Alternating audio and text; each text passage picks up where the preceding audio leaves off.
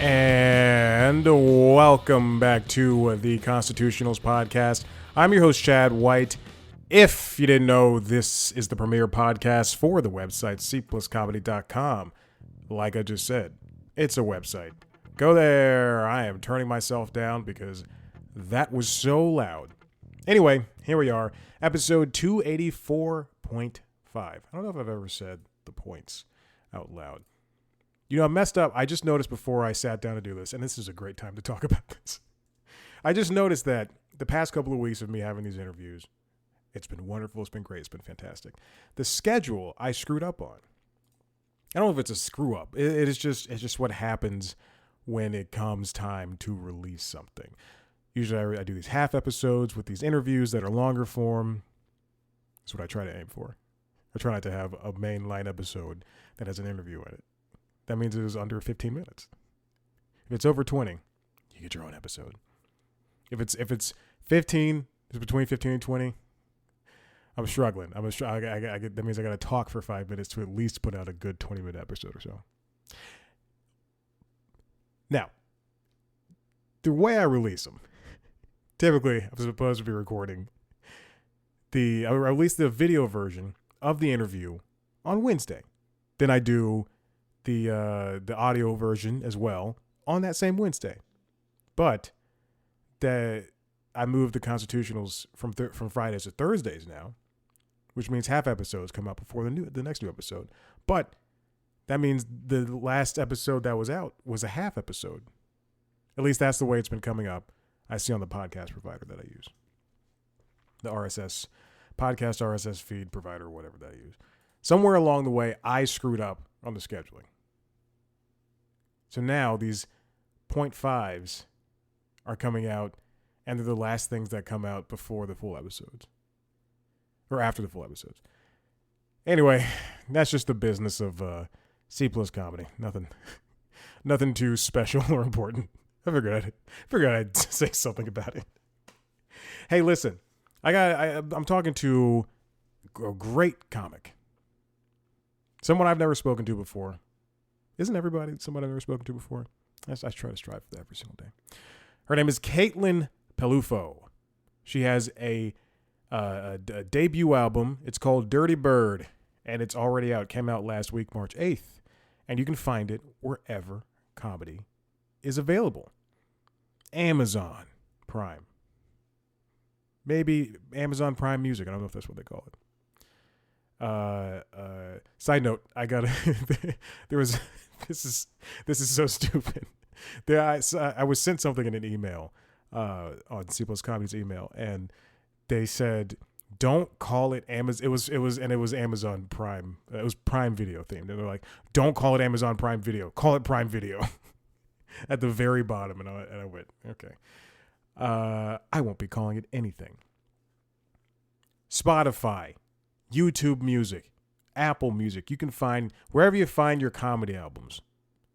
Dirty Bird involves Caitlin talking about her struggles of growing up, quote unquote softball skinny, the benefits of dating her young and short fiance, and the complexities of creepy feminism. If you see her on stage, and I urge you to go look up clips of her, she comes out very powerful, very funny. Not often do I see somebody command a stage, have such great stage presence as someone like Caitlin Peluffo. And you know, when I'm being very specific about something, it means I'm being honest and truthful. Which means that if I'm never very specific about somebody, you'll know I don't know. She's been doing comedy for 10 years. This album, Dirty Bird, was recorded in her hometown in San Francisco Punchline with her mom, dad, and sisters there to see. No word on that young, short fiance. Maybe he's not allowed. Dirty Bird delivers rapid-fire jokes with deft control of the crowd, ADHD-tinged energy, and the New York comedy scene sensibilities. Caitlin is based out of New York. You can see her clips over there on The Late Show with Stephen Colbert and The Late Late Show with James Corden. You can also see her on some Comedy Central clips as well. I like her. She's funny. She's personable. And that's all you really need on a comic. And also, she's got that great stage presence I mentioned earlier. So there you go. Multiple things. Listen, if you like what you're here, which I hope you do, then head on over to the website cpluscomedy.com, where I'm talking to people like Caitlin Peluffo, as well as every other media personality that you could ever imagine. I won't name any here because this is all about Caitlin, baby. You can find her over there on Dirty Bird. You can find it wherever you get your comedy stuff. You can follow her, Caitlin, on Instagram at Caitlin Peluffo. Twitter, not saying X, Caitlin Peluffo. Facebook, Caitlin Peluffo. And you can go to her website, Caitlin Peluffo, PELUFO.com. And I'm almost positive she has a TikTok. Let's just call it Caitlin Peluffo. That's the easiest thing, right? I mean, come on. Buy the album, stream it, Dirty Bird, wherever you get your comedy. Oh, she also has a YouTube channel, youtube.com/Caitlin-Peluffo. Wherever you get your comedy. You can follow us on TikTok, Twitter, Instagram, Facebook, at C Plus Comedy. I was going to say Caitlin Peluffo again. Me at Chad Black White. YouTube.com/C Plus Comedy for a video version of this. Enjoy Caitlin Peluffo and everything else that we're going to be talking about and showing.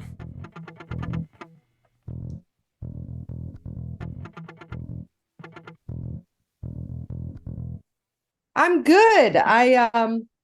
It's been chaos, but in a good way. So I'm feeling good, feeling strong. Okay. I'm opening for Fortune Feimster tonight in Hershey, Pennsylvania. So I have been packing and my alarm went off and it was like, get in front of the computer. And I was like, oh, okay. So my apologies if I was a minute late. No, you're completely fine. I mean, you're packing for a giant comedian. I mean, you might as well, I would go do that instead of doing this stupid thing. Absolutely not. I am excited to do this. I'm happy to be here. I see you have a little cat in the background. Yeah, and there's a dog that brings somewhere. me joy. I loved. Oh yeah. Yeah. Oh, I see the little doggy. Hello. Yeah, he has pink eye right now. I have a hairless cat. Oh. Oh no. Oh yeah, she's a hairless boy. He's over there. He's sleeping. How you doing? People get disturbed when I show him, so yeah. Well, I won't be disturbed. They get very upset. Good, thank God. Well, congratulations on this. I think it's making me lag. No worries. Yeah, there we go. Okay, that might make things a little bit faster. Okay. Cool. Thank you. Okay, I'm ready. The crazy Caitlin is gone. Okay. No worries.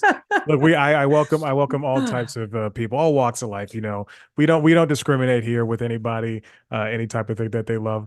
Well, congratulations though on this new album coming out. It'll be out in about a month, but this is amazing. It's going to be a debut album for you, and just a huge step for any comedian in any facet of their career, and that's got to be work wonders for you. Thank you so much. I'm really proud of it. It was 10 years of material, and I finally stopped being so ADD and put it all on one track. I was really proud that I got to actually record it at my hometown. So my aunts and cousins and mom and dad, they all came. So they saw me be disgusting on stage, but they were very supportive. And it was really, really fun. It was like a nice milestone to have at like a legendary club. So it was great. I feel excited and very relieved that it's finally coming out. Had that been the first time a lot of those people in your family had seen you act in that sort of way. Because I watched a bunch of your stand up, some of your crowd work stuff, some of your TV stuff, and I just thought, wow, she came out the fucking cages just swinging her bat, ready to take on anybody, anything. And I gotta say that energy was just amazing, just perfect, exactly what I needed right now. Thank you. It is a lot. It I have a very I'm very lucky that I have a very supportive family, and Mhm. my mom, she comes to every show that she can. And as you know, I can be a little, gross, a little explicit. We'll call it explicit. That's fine. And my mother, she loves it. She's like, ah, the dirtier the better. But my dad is like, I will come to one show a year and that's all I can do. And I love you and I'm so proud of you. But just I can only handle one, and I totally get it. And he came to one show, and I'm grateful. and but for the most part, my family kind of I've always been this way, like in real life, so they Mhm. weren't surprised. But then to see it on stage and directed at strangers, I'm sure to my my Aunt Laura was like, oh, but it was fun. It was fun for me. So Yeah. they didn't say anything to me. So we'll see. We'll see what happens at Christmas. Everybody gets a little drunk and they start talking about, oh, Caitlin, the way she was talking about Yeah. her vagina on stage, it's Yeah. a little comfortable. I really Yeah. loved there was one crowd work video I watched where you just started out talking to you acknowledge you had a boyfriend, but you're talking to this very young guy who looked like he was in his like at least 20 years old, and you're talking about sitting on his face and all that stuff. And I just God, I love that. I love that type of that very type of just I don't know how to describe it because it's indescribable. It's just very funny, and I don't see it as disgusting in any form or fashion because Mhm. it's just who you are, and you come out, you talk about how you got this burly body type, but you're a straight woman, and how you've been friend zoned, and I mean, how did you want to approach comedy and stand up when you were starting out? Did turning that how you see yourself or how the world sees you into a joking thing, was that always something you wanted to do? It was always a part of like my inner monologue. Mm, I went to art school before I started comedy, and I have a master's degree, if you can believe it. Holy cow. But it's in art, and a lot of my work was about being a quote unquote butch woman, but still trying to be feminine and like, oh, like, but I'm swinging a hammer. Like my job was construction, and I was still like, I'm a lady, and so it was always this push and pull between that. And so it kind of just easily was like an easy transition to go from that to talking about it on stage. And that was actually talking about it is probably the better form than whatever the hell I was doing in art school. So um it was always just always on my mind. I want to be the cheerleader, the cute girl, but that's just not who I am. And it's like accepting that and accepting that society is going to have a certain view of that or make assumptions about you because of that. And then just living with it and yeah. accepting it and then creating your own type of femininity. Oh my God, I'm going into art school speak. This Please. is a critique. Yes. But it's so it's always been about that. And I remember vividly the first time I ever told jokes. Won a class. I literally Googled how to start stand-up comedy, and it told me to go to this free seminar. So I went, and at the end of the seminar, they pulled a name out of a hat, and whoever won got a free class in stand-up comedy, and they pulled my name. So I had to do it at that point. So Mhm. and I went to this class, and I didn't know that you were supposed to write jokes. I didn't know that you were supposed to come to the class prepared with 5 minutes of Oh. material. I thought we were going to go to the class and learn how to write 5 minutes of material. And at the end of the class, they're like, okay, everybody get up. And I was like, what? So I had to go on stage and just kind of talk. Mhm. And what I talked about was having big thighs, being a strong woman. And it was just me talking. And I remember one of the things that I riffed, I actually ended up a version of it was on Colbert. So it's very much in my core of just like every woman thinks about their body to an extent.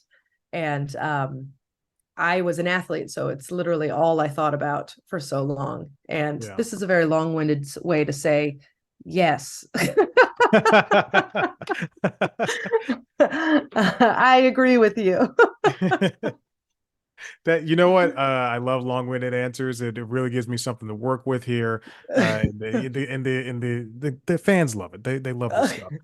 It's, Oh, thank you God. know, it's easy to like, you could have just not done it, and anybody could have just said, oh, you have to do 5 minutes. I don't want to do this anymore. But the fact that you got up there and you went through with it and you just talked about what was true to you, and it was funny. People thought it was funny, whether they Mhm. laughed harder at Colbert or they laughed harder in the class. It doesn't matter, but it just worked. And I think that's what's important. But now I assume you're writing jokes, and how do you Yes. go about doing that? Where are you, besides the stuff that comes personal to you, like Mhm. having a boyfriend or moving in, or just having a different body type?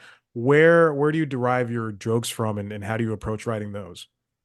Well, I always, one thing I did learn from that class, which you basically comedy classes are like, move, this is how you move the microphone, like, but one thing they did teach you was how to like write what you know.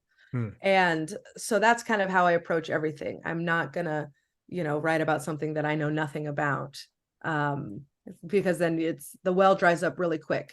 So I start from a place of, oh, I think that's a funny thing that happened to me. Let's walk about it. So I'll go on long walks. I'll go for like an hour long walk. And if I think of something, I'll say it into my little speech thing. But mostly I'm totally inspired by my life, my relationships, conversations. If I say something funny in a conversation, I'll write it down, which is probably very annoying when you talk to me. But if I disappear real quick, oh, we hit something.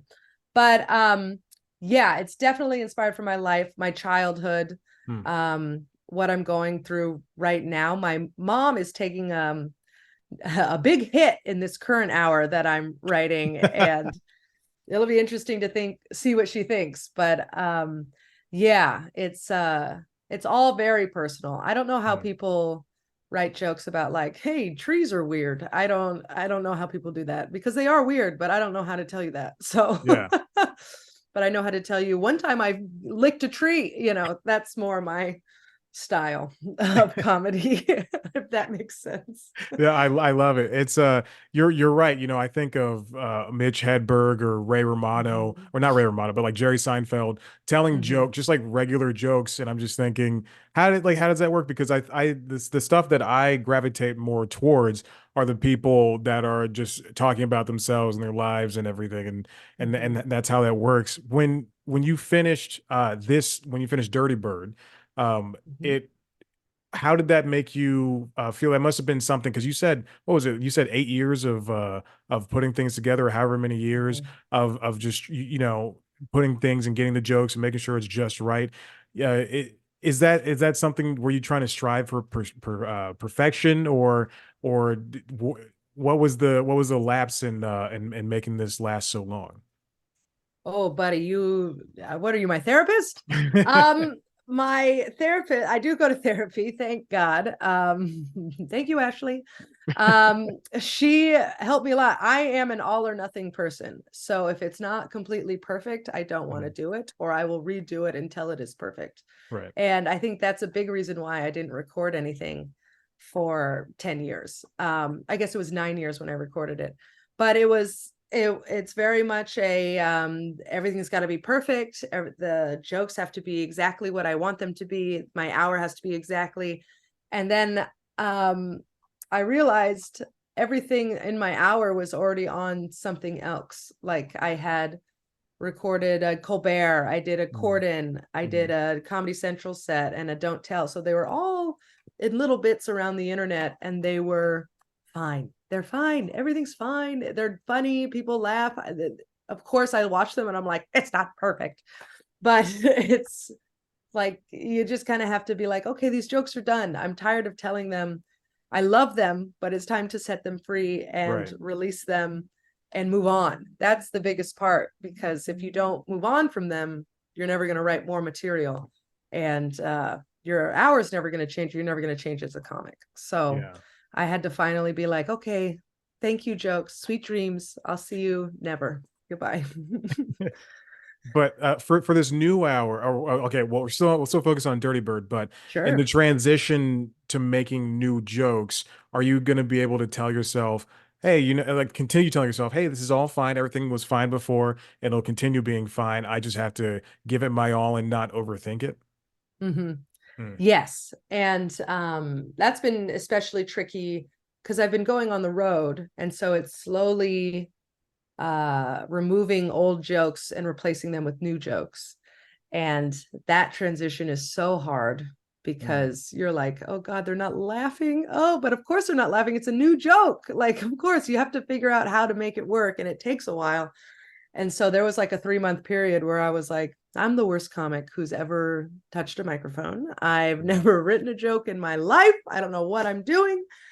And it can be very frustrating. So finally, it's at a place where I know that it will do well, and it's quote unquote good enough. But there's always room for improvement. But Yeah.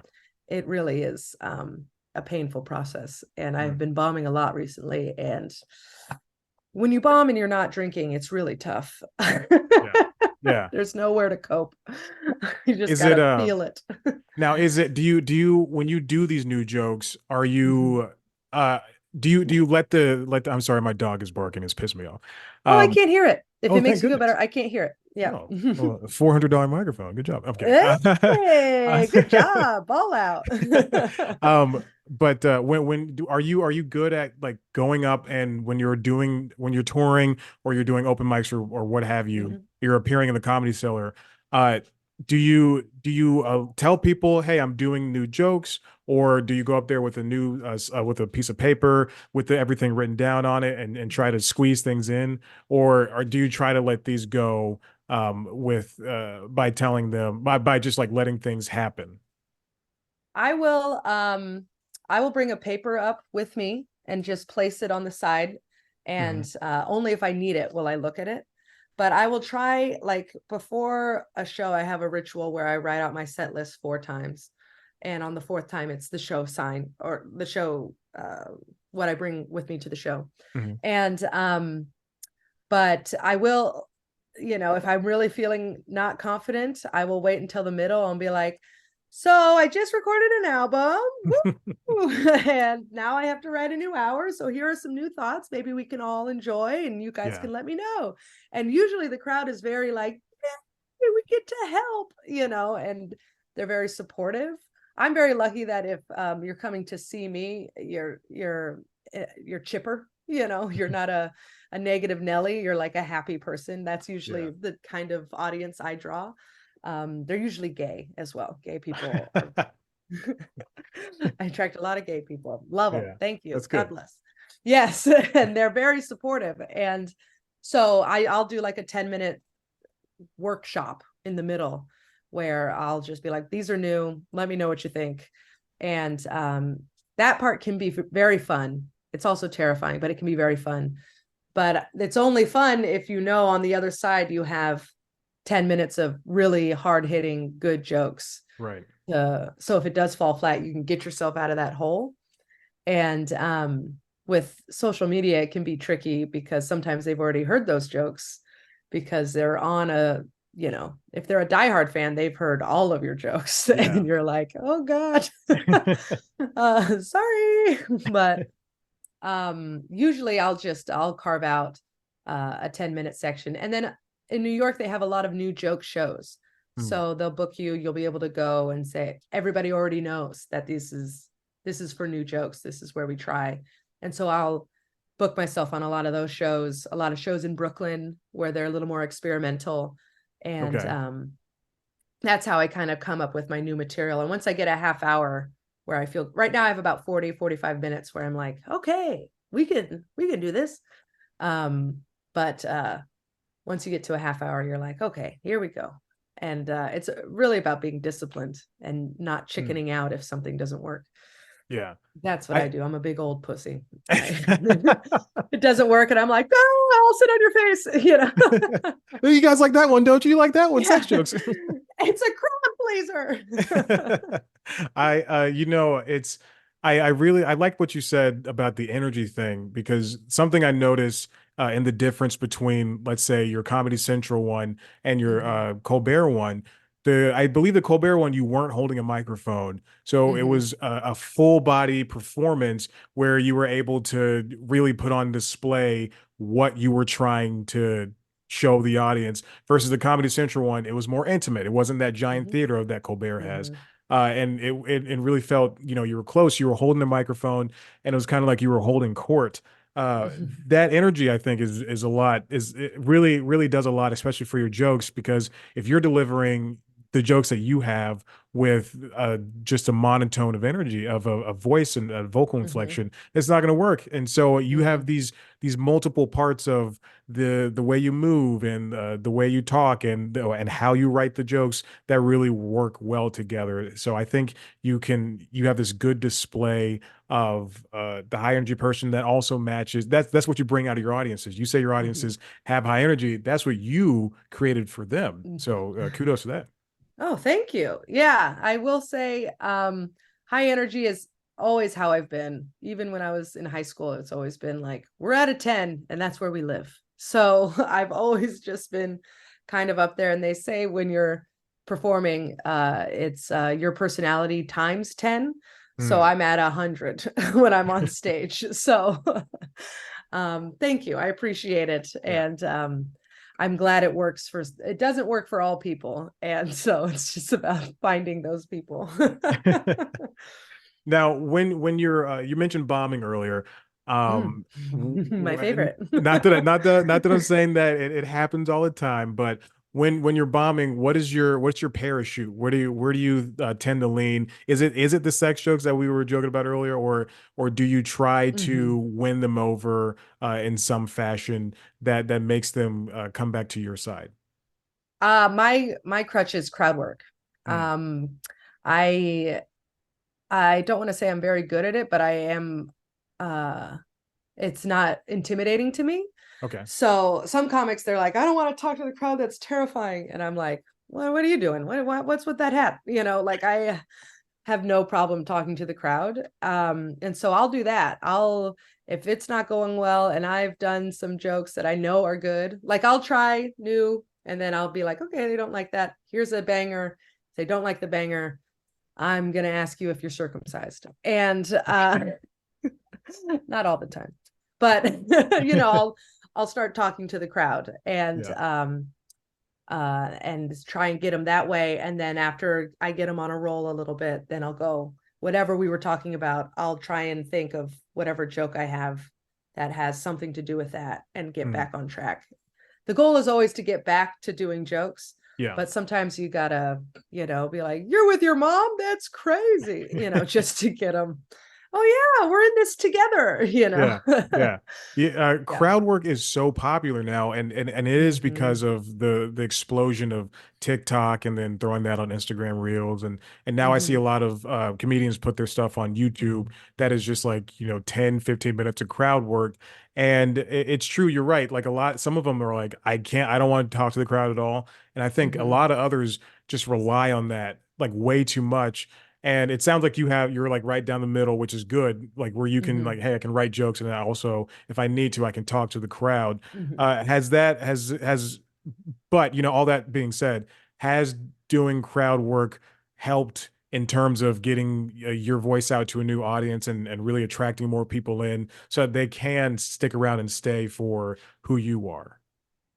Um, yeah, like I'll only post crowd work if it's something that I am aligned with, Hmm. because sometimes things happen in the crowd and you're like, that was wild, but I would never say that on stage, like that's not Yeah. my personality. So I'm not going to post that. It didn't align with me. Um, and I'll also make sure that um, I'm the one being funny because Yeah. sometimes people post and it's the crowd being funny and you're Hmm. like, that's not.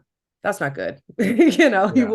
I always want to be the one that's being funny and then telling my point of view within that crowd work clip. That's the only way I'll post it.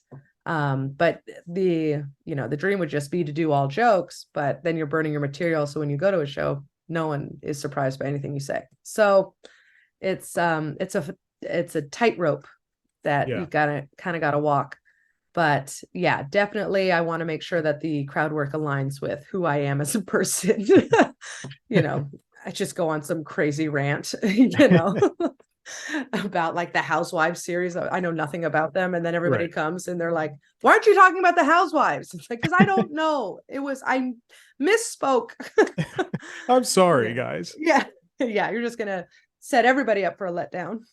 Has anyone ever when you're talking to some like in the crowd work as we've been discussing, has anyone ever just crossed their arms or just not been with it and you just had to move on or you stuck with it for way too long and it just made everything not work? Oh, yeah. I mean, that's how you learn how to do crowd work. You have to keep failing. It's so painful. Yeah. I did it last night. I was talking to the crowd. The crowd was bad. It was a Mhm. rough crowd. I won't say where it was, but Okay, it was good. at a club and not the cellar, but it was at a different club. I won't say Okay. which one, but It was I this was the attic, not the cellar, but the yeah, attic. yeah, it was somewhere. I don't know, it was my house. But I was at a show and this guy, he was just kind of like pissed. I talk about liking short guys and he was short and we talked a little bit and he was fine. Yeah. And then I went back to him near the end of the show and he was like, "Sorry, I zoned out for a little bit." And I was like, "What the fuck?" So Dude. then I know, and then his girlfriend's like mortified and then I'm like, he tries to be funny because he Uh, realized he was like, "Oh, that was shitty." Oh, so he tried to be funny but he ended up just being mean. And then I had to be like, "What the fuck are you doing?" And so I talked to him for too long. uh, And then it was like, and then I had to get off stage. And it was like, well, this was turned into a great set. And now it just took a nosedive because I decided to Jesus. go back and talk to this nerd. I didn't need to talk to this guy. And I was just like, just trying to be like, "Hey, remember when we had fun?" And he was just like, "Who are you?" And I was like, "Okay, well." Yeah. So it's like, so you just have to do it and find out, trial and Mhm. error. And but yeah, it's always uncomfortable when you go back and the person is like, "What?" Oh God. I don't go to a lot of live comedy. I haven't gone in a long time, but there's a lot of times where I think people just go and they buy the tickets, whatever happens, but they think they're going to be in a good mood. And then beforehand something happens and then they're in a bad mood, or they think that it's going to Mhm. lift their day up and they've had a bad day, like, hey, I'll just go to this comedy show. And then they sit down and then they're just not in the mood for it. And it just kind of ruins, it's like a radius around. It's just Mhm. kind of just a sinkhole for everybody. And then the comics up there going, I'm sorry, I'm doing my job. Like it's Yeah. you're wasting my time by not Yeah. laughing at this joke. Yeah, it's people don't realize comics are very sensitive. Hmm. And it's not sensitive in a way of, "You hurt my feelings, I'm going to cry." There it's You're rarely going to hurt a comic's feelings because whatever you've thought about us, we've already said it out loud to strangers. So 100%. so but we're very sensitive with energy. So all the vibes that we feel in the room, we're very in tune to everything that's happening. So if you're sitting there, arms folded, it's like we feel that, we see that first right Yeah, away. We see that, we understand it, we either shift away from it or you dive in and say, "What's your fucking problem?" So exactly. it's just, we're very sensitive, we're very in tune. People are talking, we hear all of it. We hear you drop your chicken wings, we hear everything that's Hmm. going on. And I think the indifference is what hurts our feelings the most, is the Oh my sitting God, there and yes. being like, "I don't care." And you're just like, "Oh fuck." That'll make a comic magnet if you're just talking in the front Yeah, row and not paying attention to what we're saying. It's like, dude, you paid to see me. You yeah, paid to have a good time and you're ignoring what, this isn't a nightclub. What are you doing? yeah. So yeah, I agree. Or when people get way too drunk, like either beforehand or during the show, and they're just Hmm. commenting. And over again, I saw Mulaney, I think a year ago and change before he put out that new special. Uh-huh. And there's a guy just up near us, just like standing up and just throwing his hand, like, "Yeah, man, I get it, I get it." And then Mulaney had to go like, "That's annoying, like that's annoying." And then they kicked the guy out. Like, don't Yeah. do anything, guys. Just sit down, pretend it's Hmm. church, and just laugh Yeah. Yes, it is church. It's church with the funny preacher. with the Yeah. funny picture. It's so hard because those guys, they're being supportive, Mhm. they're being sweet, and they're so happy. And but those are probably the worst ones because you don't want to be mean, Yeah, but at the same time, it's really distracting. And you're trying to focus, you're trying to, get everybody on the same page because that's what you want. You want the whole room to come together. And if there's one person just being extra, it's distracting. And yeah. so every time you do a punchline, everyone's like, what's that guy gonna do? And so I feel for you, Mulaney. I feel I feel for you. It's too much. Or when they echo what you say the punchline, they go, and she said that. And you're like, I did say that. You're right. You have yours. Now everybody knows that. You know that I said that. There should be a new form of performing. We've got Maria Bamford did a show for her parents. We've got Oh, Kevin Hart and Gabriel Iglesias doing stadiums. There should be a new form of show where there's no audience. Well, yeah, there's no audience where the comedian is, and everybody's watching from movie theaters, and oh, and you're getting piped in the laughter and everything, but you don't see anybody except for like screens or something. I think that would be a lot you're just easier. describing the pandemic. I've already lived that. It is nightmare. It is so bad. Oh God. During the pandemic, we also had to do it where we were in like a what's it called? What's it? What movie theater, but outside? What's that called? Oh, A the drive-in. yeah, drive-in Oh God, theaters. that's the worst because you're on stage, everybody's in their car with Yeah. their tinted windows, and if they like a joke, they flash their headlights at you or they honk. Honk, honk. It's That's what I was just thinking. awful. It's so bad. I did like two of those and I was like, never again. I'm not doing this ever again. Yeah, yeah. I'm so sorry for bringing up your PTSD with the pandemic. Oh boy. Oh my gosh. But although I would not mind a drive-in like concert, like going to a concert and Oh turning the yeah. car off and watching and then I can just drive off and not have to worry about finding the car Mhm. afterwards. But you're right, the Yeah. comedy show drive-in, bad idea. I'm so Oh, sorry. how dare you? How dare you? Well, Caitlin, I don't want to take up too much more of your time. This has been fantastic. You're a very funny person, and I'm so glad I got a chance to talk to you about Dirty Bird and your comedy and what you see and what you hate about audiences as well. Oh, thank you. This has been very fun.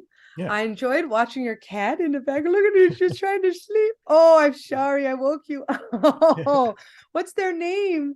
So Nova, she came first, and then Maverick is that little boy down there. He's Oh my goodness. Hi, yeah. Maverick. That's It's very sweet. it's Here, been I'll t show it's been you. tough. Here, look at this little nugget.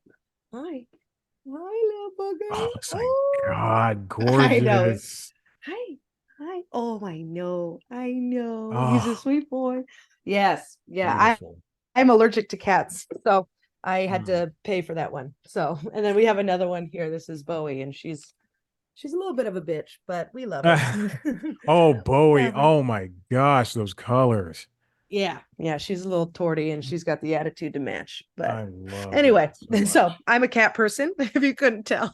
That's good. You have Yeah. towers all over the place. Yes, exactly. It's a little much. They've taken over the whole apartment. But needless to say, this was a very fun interview. I Yeah. enjoyed it. Yeah. I'm not like everybody else. I just like to have a conversation. Yeah, I love it. This was so fun. Thank you so Um, much. you're very welcome. Good luck with the rest of the packing and everything, and Thank you. congratulations again on Dirty Bird. I can't wait to hear it, and it's I hope it blows up. I hope it's so good for you. It's from your mouth to God's ears. Thank you so much, you Very sweet welcome. man. All right. Have a good rest of your weekend. Thank you. You too. Bye Bye. bye.